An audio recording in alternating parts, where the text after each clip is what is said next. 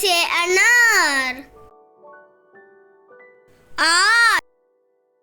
आ से आम। ई से इमली।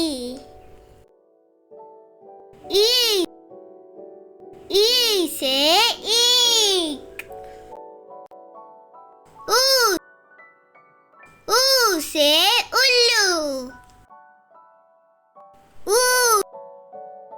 ऊ से ऊन। र से ऋषि। ये से येडी।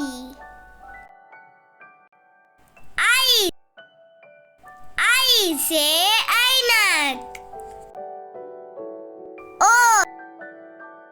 ओ से ओखली।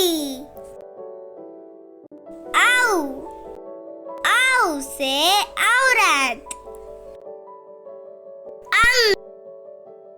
अंग से अंगूर। आह से